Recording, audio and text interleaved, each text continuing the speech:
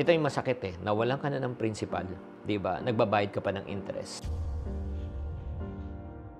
Yung parang kahit na ayaw mo yung partners since sila ang may pera, parang wala kang choice. Videos that will make you wealthy and debt-free. Chinky, gusto ko magtayo ng negosyo pero wala akong puhunan.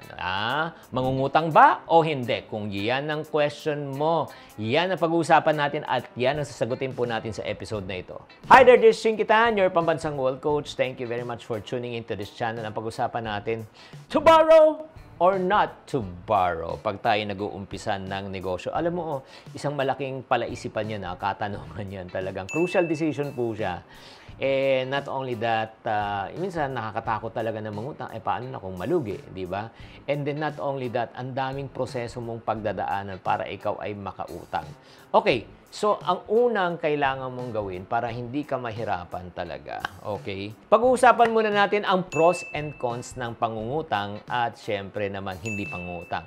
Mapunta muna tayo sa pangungutang. Syempre, ang pros po niyan, meron ka ng pera agad. Di ba? Pwede ka na makapag-umpisa. Syempre, at saka yung pera, pwede mong palaguin. Di ba?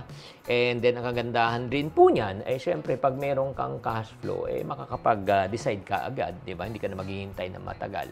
Pero meron pong cons yan. Number one cons. Number one, alam nyo ba? That 90% ng mga startup fail on their first attempt.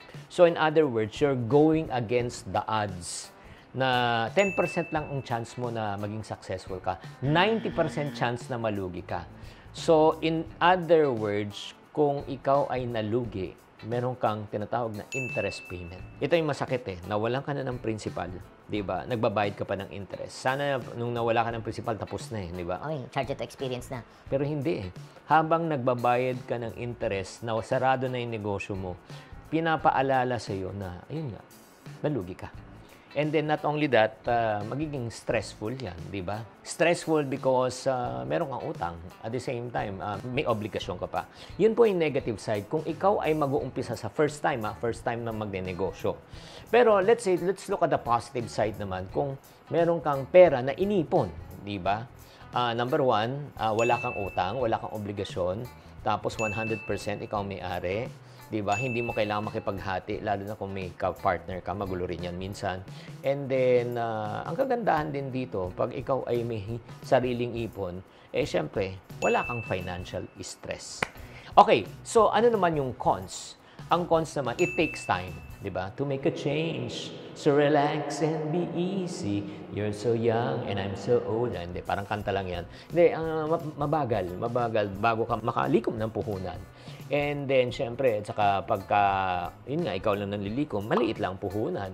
Diba? Or if not naman, mapipilitan ka rin na maghanap ng potential partners.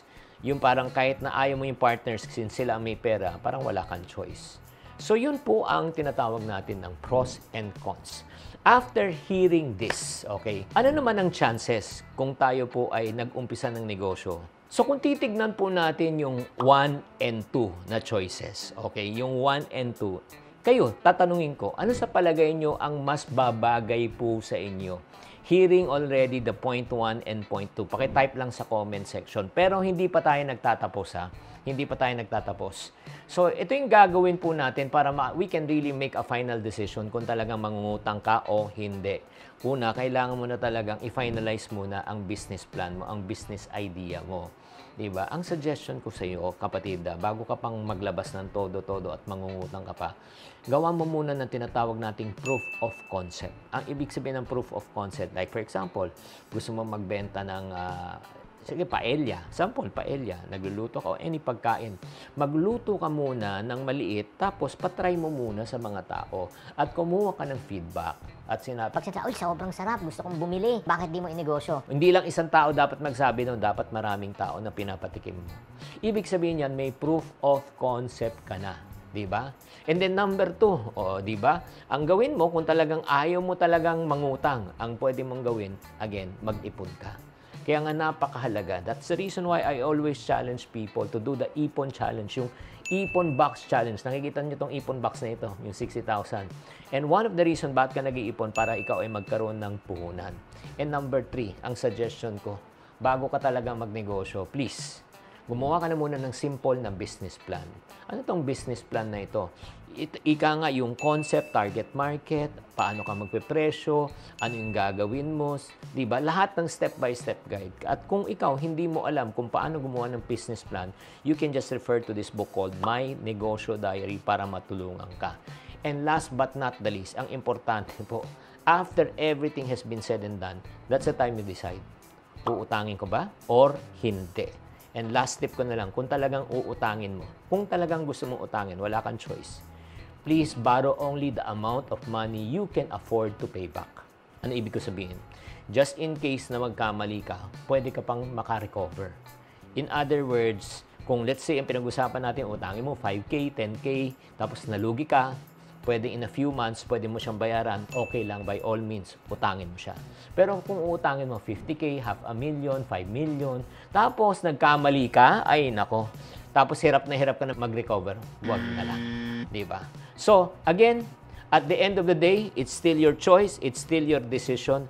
Ang importante, pag-aralan mo muna kung talagang uutangin mo or iipunin mo bago ka mag-umpisa. Sana naman naliwanagan po kayo sa episode natin na ito. At kung nagustuhan nyo itong episode na ito, please do me a favor. Ang gawin nyo po, please cut-paste itong video na ito, i-post nyo sa inyong social media at i-share nyo sa mga friends nyo para makinabang din sila. Tatandaan, tamang karunungan, tamang disiplina ang susi sa pagyaman.